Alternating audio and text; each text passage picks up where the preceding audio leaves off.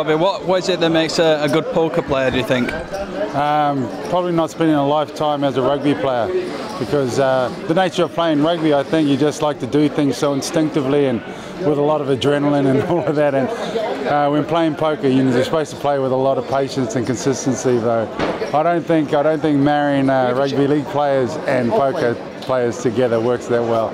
Yeah, I think they're great, especially myself. I've given the lads a little bit of a rest at the moment. You know, I just winning too many chips and quite enjoying it at the same time.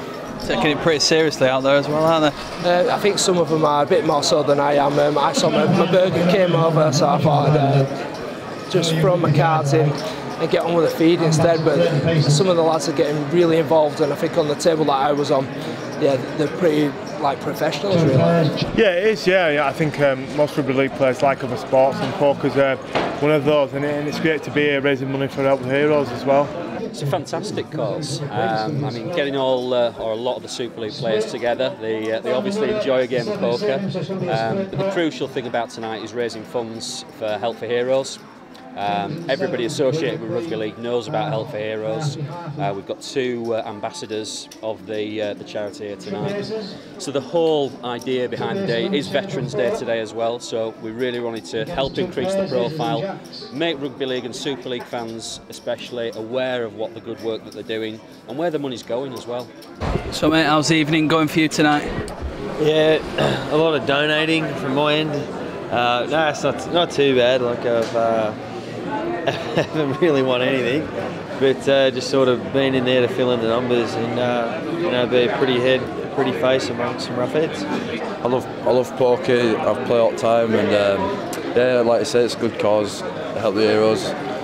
Just been talking to the guy who's one of the ambassadors for it, and he's just telling me some stories. It's a great cause, and anything to help it's good. Does that make it a little bit more worthwhile, almost a bit more realistic, you know, seeing the guys down here from Help the Heroes and having a chance to chat with them and see where this money will be used? Yeah, it's good.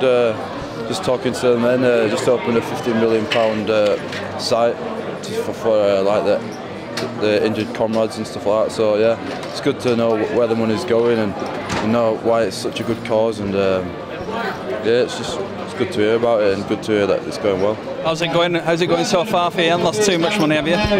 75 quid up to now, so not very good. 2 rebuys and obviously mistaken, but you know, it's for a good cause and I'm having a bit of fun.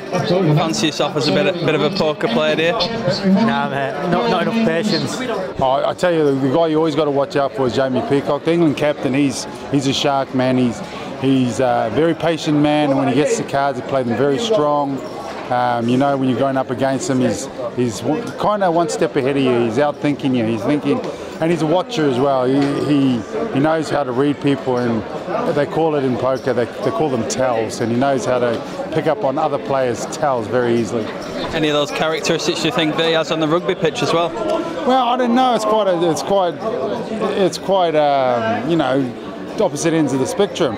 On the rugby pitch, he's the first person to put his hand up and go in and do the nasty work. Whereas when he's sitting around the table, I think, you know, he's a lot more composed and a lot chilled.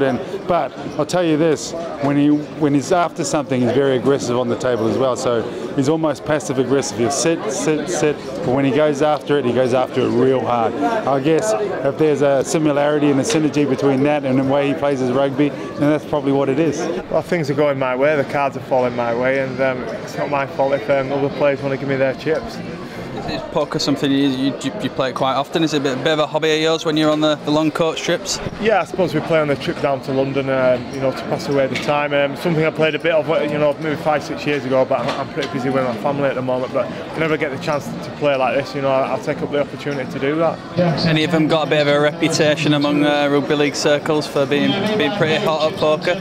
Yeah, Robbie Paul, I think especially, loves it. JP's pretty good, Stuart Field, and actually everybody on the table that I was involved in, pretty much professionals, like I say, so I didn't really stand a chance. Some of the boys here have some big stacks, so I'm not looking too bad. I need to double up a couple of times to sort of have a chance.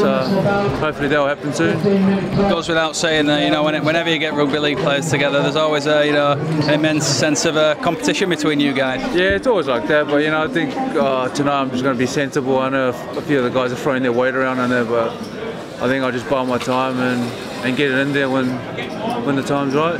And you've even got somebody like me who's an ex-union man, you know, so coming into a league place to see these lads and the young lads and how fit these lads are. When you're considering, we've been talking about this evening, my colleague and I, when you look at these young lads, there for the grace of God go I. We was in the army, we was young and fit like that. These lads that's out there are young and fit, but they're getting hurt. And we've got to look after these lads that's getting hurt. Tempted to buy a few chips yourself and join in? The only chips I'll buy is fish and chips. I'm sorry, but I'm not a gambling man. The only gamble I'll make is that we're going to raise a lot of money this evening, and I'll bet on that.